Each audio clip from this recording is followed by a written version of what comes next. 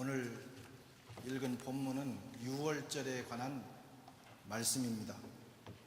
유월절은 신약의 구원 사건을 상징합니다.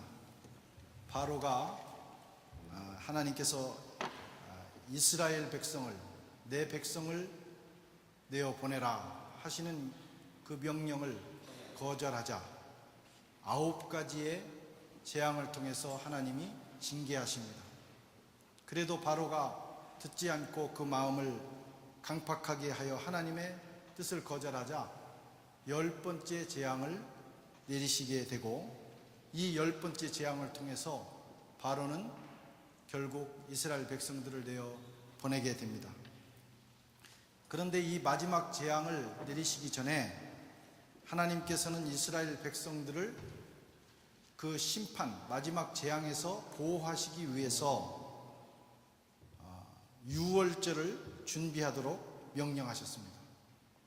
각 가족들이 가족 단위로 흠없는 어린 양을 준비해서 4일 동안 간직하게 하신 후에 그달 14일 저녁에 그것을 잡아서 그 피를 집 좌우 설주에 바르고 또 인방에 바르게 했고, 그 고기를 구워서 그 밤에 먹도록 하나님께서 지시하셨습니다. 그러면 그날 밤에 심판하는 천사가 그 이집트 땅 전역을 지나갈 터인데, 그 피가 발라져 있는 집 좌우 문설주와 인방에 피가 발라져 있는 그 집은 심판하지 않고 넘어가게 된다 하는 약속을 하신 것입니다. 그 말씀대로 이스라엘 백성들은 행했고, 또 그 말씀에 순종한 가정은 심판을 받지 않고 그날 밤을 무사히 넘기게 된 것입니다. 다시 말하면 구원이, 심판받아야 될 자들에게 구원이 임한 것이죠. 이것을 가리켜서 영어로는 패스 오버, 넘어갔다. 그래서 유월절이라고 합니다. 재앙이 넘어갔다, 심판이 넘어갔다는 그런 뜻입니다. 소리가 좀 큰 것 같은데. 이렇게 해서 유월절은 이스라엘 민족의 최대의 절기가 되었고, 복음적으로는 세상 죄를 지고 가는 하나님의 어린 양으로 오실 예수 그리스도의 사건의 예표가 되었고, 결국은 예수님께서 세상 죄를 짊어지시고 갈보리 언덕에서 십자가에 돌아가시는 그 사건으로 인해서 유월절은 완성되게 되었습니다. 저는 오늘 이 유월절 사건, 히브리 민족에게 있었던, 이집트에 있었던 이 유월절 사건을 살펴보면서 하나님께서 주시는 은혜를 나누고자 합니다. 우선 유월절은 심판과 죽음을 전제로 하고 시작되었다 하는 것을 알 수가 있습니다. 바로가 하나님의 명령을 받아들이지 않자 마지막 10번째 재앙이 뭐냐면, 모든 이집트에 있는 모든 생명체의 장자, 첫 것을 하나님이 다 심판하시겠다는 것입니다. 그래서 바로의 아들로부터 시작해서 노예의 아들까지, 짐승의 첫 새끼까지 모든 장자들은 그 밤에 심판을 하시겠다는 겁니다. 장자라고 하는 것은 가족을 대표하는 존재입니다. 다시 말하면 장자를 심판했다는 것은 전체를 심판했다는 그런 의미입니다. 장자의 죽음으로 모든 사람이, 이집트 땅에 살고 있는 모든 생명체가 이렇게 장자처럼 죽어야 된다는 것을 하나님께서 말씀하신 겁니다. 여러분, 이것이 세상을 향한 하나님의 진단이기도 합니다.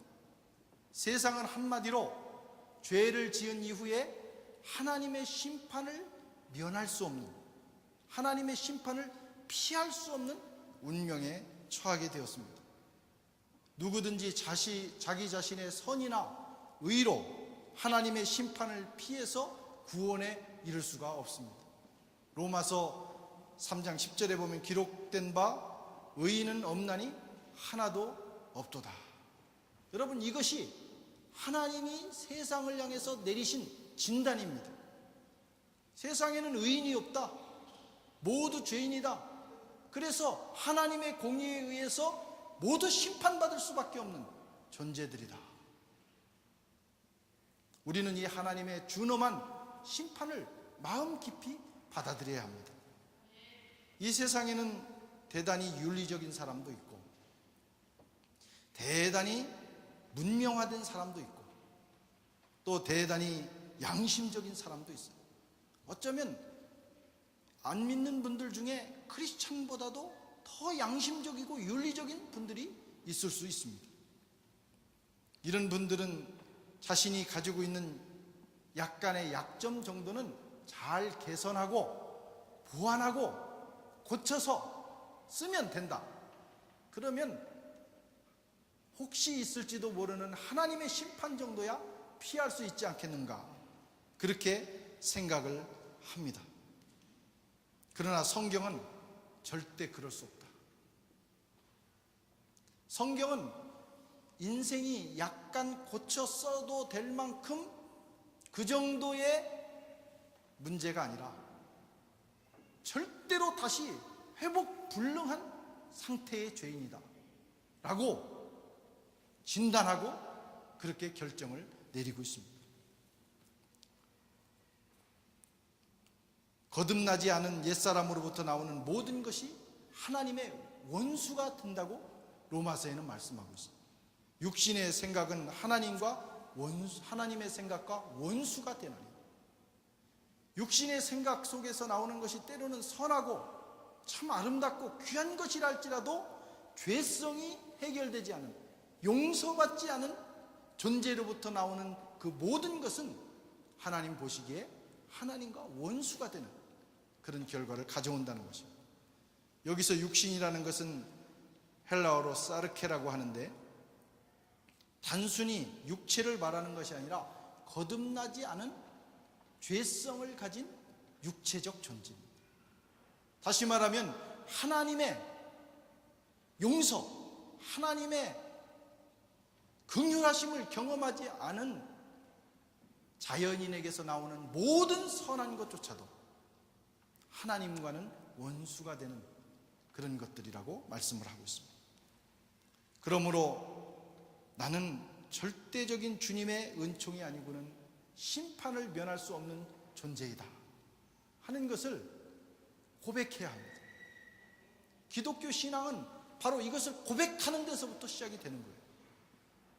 다 개인적으로는 우리가 괜찮을 수 있지만 그러나 하나님 앞에서, 하나님의 법정 앞에서는 우리는 구제불능한, 도무지 하나님의 그 공의에 나아갈 수 없는 그런 존재임을 인정하고 그리고 시작하는 것이 바로 기독교의 신앙입니다. 거기에서부터 여러분 구원이 시작이 되는 거예요. 그래서 교회에 와서 가장 먼저 해야 될 일은 회개하는 일입니다. 내가 얼마나 죄인인가를 깨닫는 일이며 자기 자신을 냉철하게 보고 자기 고발을 하는 일입니다. 하나님, 나는 죄인입니다. 사도 바울처럼 나는 죄인 중에서도 괴수입니다. 이런 고백이 나올 때 여러분 하나님의 그 용서의 은총이 저와 여러분의 영혼에 흘러넘치게 되는 것이죠. 두 번째로 6월절의 기준은 어린 양의 피에 있다. 7절에 보면 그 피를 양을 먹을 집 좌우 문설주와 인방에 바르고, 13절에 내가 애굽 땅을 칠 때에 그 피가 너희의 거하는 집에 있어서 너희를 위하여 표적이 되리라. 내가 피를 볼 때에 너희를 넘어가리니 재앙이 너희에게 임하지 아니하리라. 이렇게 말씀하셨어요. 여러분, 하나님의 기준이 이스라엘 백성의 집이냐 아니면 이집트 백성의 집이냐 거기에 있지 않았다는 겁니다. 하나님의 기준은 그 집이 비록 이집트 백성의 집이라 할지라도 이스라엘 백성들이 받은 그 명령을 두려워해서 혹시나 하고, 믿음은 없었지만 혹시나 하고 피를 양을 잡아서 피를 발랐었다면 하나님의 심판의 천사는 그 집을 넘어갔다는 것입니다. 기준이 그 민족에게 있는 것이 아니라 그 말씀에 순종하여 피를 바른 집에 있다는 거예요. 피가 있느냐, 피가 없느냐, 이것이 중요합니다. 이것이 기독교의 본질이고, 그래서 기독교를 피의 종교라고 말하는 거예요. 현대인들은 피를 강조하는 종교를 싫어합니다. 그래서 미국에 있는 많은 이 개신교도들이 교회의 부흥을 위해서 현대인들의 구미에 맞추는 설교를 하게 되는데 피를 얘기하지 않는 거예요. 죄를 얘기하지 않는 거예요. 그것은 이미 기독교가 아닙니다. 여러분, 본질입니다. 인간이 죄인이라는 것이 기독교가 말하는 본질이고, 피를 발라야만 산다는 것이 여러분 기독교가 말하는 본질이에요. 다른 길이 없습니다. 어떤 사람은 나는 피를 좋아하는 흡혈귀 같은 하나님은 원치 않는다, 이렇게 말하기도 합니다. 그들은 도덕적이고 화려한 엄숙한 예배에 더 매료됩니다. 다양한 프로그램, 교회의 화려한 행사, 그걸로 만족합니다. 그러나 그것은 비본질적인 것들입니다. 최고의 본질은 뭐냐? 저와 여러분의 영혼에 그리스도의 하나님의 어린 양의 피가 발라져 있느냐 하는 거예요. 그 피가 발라져 있으면 심판을 면하고 구원에 이르게 됩니다. 보혈이 없이는 어떤 것도 하나님을 기쁘시게 할 수 없습니다.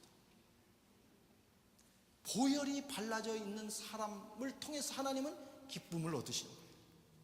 보혈이 없이는 그 누구도 하나님 앞에 나아갈 수가 없습니다. 그래서 제사장들이 하나님 앞에 나갈 때 제사장 자신도 자신을 위한 피를 들고 나가서 하나님 앞에 뿌리고 하나님을 만나는 것입니다. 우리의 기도도 보혈이 없이는 응답되지 않습니다. 그 피가 마음속에 큰 증거됩니다.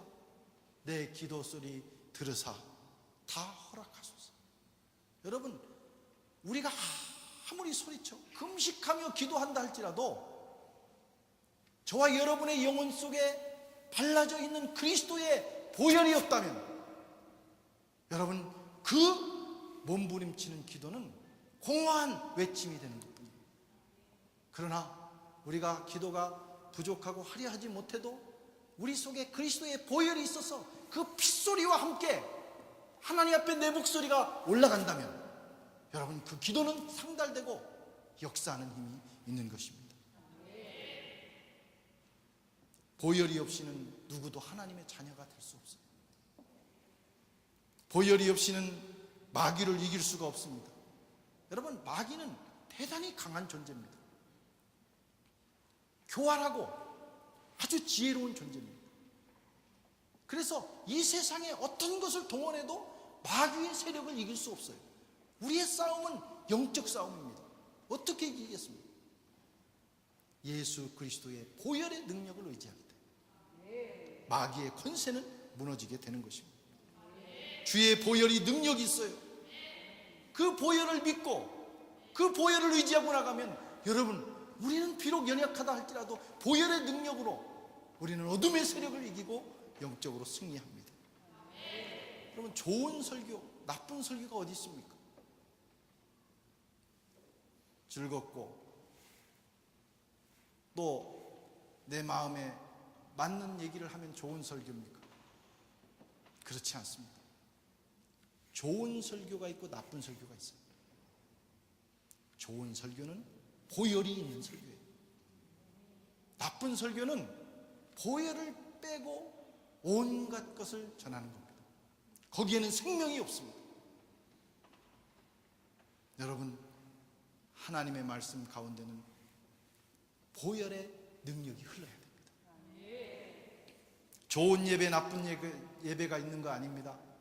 여러분, 보혈이 있는 예배냐, 그리스도의 피를 바른 예배냐, 아니면 그냥 인간적인 아름다운 형식을 갖춘 예배냐, 이것이 다를 뿐이에요.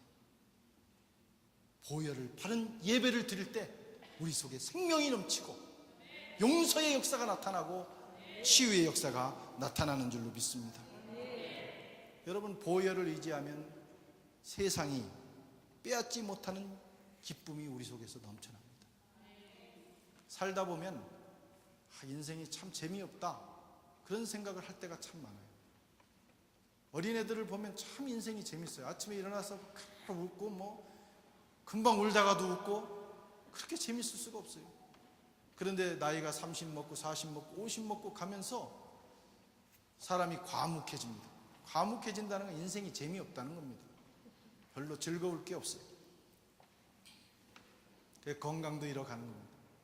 왜 사나 그런 생각도 들고, 그래서 즐거운 것을 만들어 보려고 노력하는데 잘 안 됩니다. 어린애들은 얼마나 인생이 즐거운지 하루에 400번 정도 웃는답니다. 그냥 수시로 웃는 거예요. 재밌는 거예요. 그래서 몸과 마음도 건강해지고 어른이 되어갈수록 웃음을 잃어버리고 웃음 대신 짜증, 불평 이런 게 나와요. 제가 지난 한 반주 동안 감기 몸살로 정말 아파서 어디 나가지도 못하고 일정을 취소하고 누워있는데, 일 없이 하루를 누워있는데 못 살겠더라고요. 일이 없어서 하루 종일 집에 있는 사람들은 어떻게 살까? 그런 생각이 들었어요. 힘들다. 내가 정말 성령 충만하지 않고 하나님의 은혜로 채워지지 않는다면 이런 세월을 나는 한 달도 못 넘길 것 같더라. 사는 거 보면 참 희한해. 그렇게 하고도 이렇게 살아가는 분들은 대단한 능력, 내공이 있는 것 같아요. 여러분, 많이 웃으시기를 바랍니다. 근데 기쁨이 속에서 나와야 웃지요. 기쁨이. 어른들은 어른이 될수록 그런 기쁨을 잃어버려요. 순수함을 잃어버리고 기쁨을 잃어버려서 웃음을 잃는데, 어른들이 웃는 경우는 하루에 보통 3번 웃는다고 합니다. 3번. 애들은 400번 웃는데 어른은 3번. 한 번은 마지못해서 웃고, 두 번째는 어쩔 수 없이 웃고, 세 번째는 기가 막혀서 웃고, 그런 정도 웃는다는 거예요. 많이 웃고 그렇게 살면 인생이 활기가 있고 참 좋습니다. 근데 그게 그냥 웃어지느냐고요. 나이가 들수록 속에서 솟아나는 기쁨이 있어요. 그 기쁨은 세상이 주지 않습니다. 위로부터 내려오는 겁니다. 주의 보혈의 능력이 임할 때 여러분 속에 기쁨의 샘이 터지게 되는 줄로 믿습니다. 은혜 받아보세요. 하나님이 주시는 은혜를 한번 받아보세요. 그러면 내 마음속에 환경과 조건을 넘어서서 솟아나는 기쁨이 있다 이거예요. 우리는 주님의 보혈을 의지해야 합니다. 우리의 가정의 문설주와 임방에 주의 보혈을 발라야 합니다. 여러분의 영혼에 문설주와 임방에 주의 보혈이 발라져 있습니까? 냉정하게 자신을 돌아보셔야 돼요. 나는 정말 그리스도의 보혈을 체험했는가? 종교인으로 신앙생활을 하고 있는가? 언젠가 주님 앞에 설 때, 아니 우리는 매일매일 주님 앞에 서야 됩니다. 그때마다 우리 속에 보혈이 없다면, 여러분의 영혼에 그리스도의 보혈이 발라져 있지 않다면, 피가 발라져 있지 않다면 우리는 주님 앞에 합당하지 않은 자들이에요. 그것을 점검하시는 저와 여러분들이 되시기를 바랍니다. 하나님의 무서운 진노가 넘어가고 놀라운 구원의 역사가 저와 여러분의 삶에 나타날 것입니다. 베드로전서 1장 18절 19절에 너희가 알거니와 너희 조상의 유전한 망령된 행실에서 구속된 것은 은이나 금같이 없어질 것으로 한 것이 아니 오직 흠없고 점없는 어린 양 같은 그리스도의 보배로운 피로 한 것이니라. 세 번째로 6월절은 구원의 긴박성을 말씀하고 있어요. 11절에 보니까 너희는 그것을 이렇게 먹을지니 허리에 띠를 띠고 발에 신을 신고 손에 지팡이를 잡고 급히 먹으라. 이렇게 말씀합니다.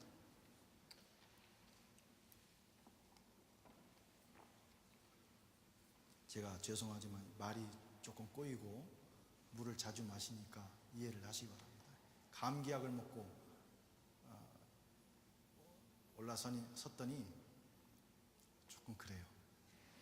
이해를 하시고 들으시고 시험 들지 마시고. 몇 년 전에 한국 경찰이 법원으로부터 유죄 판결을 받은 일이 있어서 신문에 난 적이 있습니다. 이유가 뭐냐면 어느 날 운전을 하다가 사고를 낸 어떤 운전자를 체포하게 됐는데 이 사람이 부상을 당했어요. 그러면 빨리 어쨌든 치료를 해야 되는데 경찰이 무리하게 이 사람을 데려다가 취조를 하다가 그만 치료 시간을 넘겨서 이 사람이 죽게 된 것입니다. 그래서 그 가족들이 소송을 걸었고 결국은 법원에서 경찰에게 3,800만 원을 유족에게 지불하라 하는 판결을 내렸습니다. 경찰은 뭐가 중요하고 뭐가 급한 일인지를 판단하지 못한 거예요. 당장 중요한 것은 생명을 살려야 되는 일입니다. 그것을 간과했기 때문에 경찰이 벌금을 먹었어요. 여러분, 세상에는 이렇게 급하고 중요한 일들이 있습니다. 그 중에서 가장 중요한 일은 생명에 관한 일이에요. 구원에 관한 일이에요. 사는 일입니다. 이 부분보다 더 급하고 귀한 일은 없습니다. 영생을 얻는 일입니다. 세상의 모든 것은 늦추고 혹시 지체할지라도 여러분 구원 얻는 일, 여러분 영혼의 피를 바르는 일, 영생을 확보하는 일, 죄를 용서받고 하나님의 자녀가 되는 일, 또 하나님의 자녀가 된 후에 죄로 물들어 있는 여러분 영혼을 발견할 때 빨리 자기 고발을 하나님 앞에 하고 하나님의 아들의 그 피로 씻음을 받는 일, 여러분 그것을 가장 우선적으로 해야 하는 것입니다. 허리에 띠를 띠고 지팡이를 잡고 급히 먹어라. 하나님께서 말씀하셨습니다. 여러분은 이 문제를 잘 해결하셨습니까? 여기 앉아 계신 여러분들 물과 성령으로 여러분 거듭나셨습니까? 진지하게 묻는 겁니다. 오늘 여러분의 영혼이 육체를 떠나야 된다면, 여러분이 이 세상을 오늘 끝내야 된다면, 여러분은 하나님 앞에 설 자신이 있습니까? 이 문제를 가장 긴급하게 묻고 진지하게 물어야 됩니다. 지금 죽어도 하나님 앞에 설 수 있다고 말할 수 있어야 합니다. 여러분들이 사랑하는 사람들은 이 문제를 해결하셨습니까? 여러분의 사랑하는 부모님, 형제, 자매, 여러분의 자녀들의 영혼에 그리스도의 피가 발라져 있습니까? 생명의 문제를 해결하셨습니까? 우린 영원히 살 것처럼 생각하지만 그렇지 않습니다. 우리 김마리 권사님이 하는 사역이 병원에서 암으로 죽어가는 사람들을 돌보고 그들의 장례를 치르는 일이에요. 굉장히 힘들지만 어려운 일입니다. 복된 일입니다. 그런데 제가 여쭤보니까 1년에 그 병원에서 암으로 들어와서 죽는 사람이 800명이라는 거예요. 800명이면 하루에 몇 건씩 장례를 치러야 될 정도로 수많은 사람들이 죽어가는 거예요. 여러분, 죽음은 바로 우리 곁에 있습니다. 지천에 깔려 있습니다. 언제 그들이 우리를 덮칠지 몰라요. 언제 그 순간이 다가올지 몰라요. 오늘 이 순간에, 여러분 살아있는 순간에 여러분의 생명의 문제, 구원의 문제를 해결하시기를 바랍니다. 반드시 짚고 넘어가시기를 바랍니다. 네 번째로 6월절을 통과하면서 인생이 다시 시작된다라고 하는 것을 가르쳐주고 있습니다. 2절에 보니까 너희는 이 달을 한 해의 첫 달로 삼고 이 달에서부터 시작하여 계산하여라. 날수를 이 달에서부터 시작하여 계산하여라. 이렇게 말씀합니다. 구원은 새로운 탄생입니다. 새로운 시작이고 새로운 출발입니다. 그런즉 누구든지 그리스도 안에 있으면 새로운 피조물이라. 이전 것은 지나갔으니 보라 새 것이 되었도다. 저와 여러분은 구원받는 순간부터 새로운 나이가 계산되는 거예요. 그 이전 삶은 하나님께서 꽁대하지 않습니다. 계산하지 않습니다. 묻지도 않으십니다. 하나님께서 물으시는 우리의 인생의 나이는 구원받은 이후입니다. 그 전의 삶은 다 예비적인 삶이에요. 근데 어떤 분들은 예비적 삶만 살다가 그 문턱에서 끝내는 사람도 있어요. 구원을 경험하고 그리고 구원 이후의 삶을 부지런히 살아야 그걸 가지고 하나님 앞에 서게 됩니다. 태어났으면 성장해야 합니다. 태어난 거, 구원받은 걸로 끝나는 것이 아닙니다. 이때부터 날수를 계산하라고 했어요. 1살, 2살 시간이 지날 때마다 여러분 성장해야 됩니다. 어린아이가 태어나면 그 아이가 잘 성장하도록 주위 사람들이 무조건적인 사랑, 아가페 사랑을 쏟아붓습니다. 그게 필요합니다. 조건 없이, 부모가 조건 없이 쏟아부어야 돼요. 그리고 그 아이는 무조건적인 사랑을 받아야 됩니다. 이유 없이 받아야 됩니다. 부모가 조건을 걸고 태어난 애에게 오늘부터 똥을 좀 가려야만 젖을 주겠다. 이 아이가 또 이유를 따지는 거예요. 내가 엄마의 젖을 먹어야 될 이유가 있을까요? 그래가지고 서로 따지기 시작하면 이 아이가 성장하죠. 무조건적인 사랑을 무한히 부어주고 그 아이는 그냥 받아 먹어야 돼요. 영적으로도 마찬가지입니다. 처음 예수 믿은 분들은요, 먼저 믿은 우리들이 쏟아 부어줘야 됩니다. 그래서 교회에 처음 오신 분들에게는 교역자를 비롯해서 주위에 있는 사람들이 무한한 사랑과 관심을 가지고 1년에서 3년, 5년 부어줘야 돼요. 그래야만 성장합니다. 건강하게 됩니다. 그때 사랑을 받지 못하면 병들어요. 영적으로도 마찬가지. 그런데 3년, 4년, 5년 지났는데도 그렇게 해주리라고 생각하시면 안 돼요. 그때는 스스로 서야 될 때가 있는 것입니다. 은혜 받는 자리에 처음 오신 분들은요, 예수님 만나신 분들은 은혜 받는 자리에 부지런히 가십시오. 어디가 좋다더라, 어느 성경 공부가 좋다더라, 주일 예배가 좋다더라, 수요 기도회가 좋다더라, 새벽 기도회가 좋다더라. 좋은 곳은 계속 가서 은혜를 받아야 됩니다. 그래야만 건강한 체력이, 기초 체력이 형성이 되는 거예요.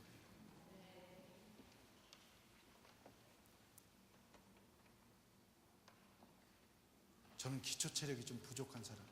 제 어머니가 젖이 워낙 건강이 안 좋으셔서 어떻게 낳아서 길렀는지 모를 정도로.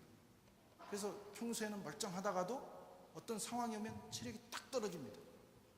어릴 때가 중요합니다.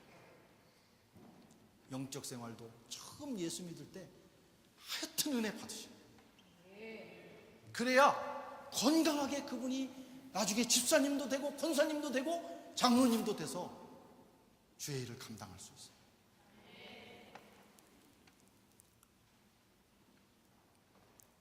때가 되면 양육과 훈련을 받아야 됩니다. 사랑만 받는 게 아니에요. 때로는 교회에서 양육하고 훈련합니다. 양육과 훈련은 사실 피곤한 겁니다. 내가 원치 않는 것을 자꾸 시키게 되고, 공부하라고 하고 성경 읽으라고 하고 기도하라고 하고, 내가 원하는 것만 하면 취미생활인데 양육과 훈련은 그런 게 아니에요. 그러니까 자꾸 하라고 하니까 그걸 못하는데, 그거 못하면 사람 무시를 못합니다. 영적 사람 무시를 못합니다. 훈련을 받으셔야 돼요.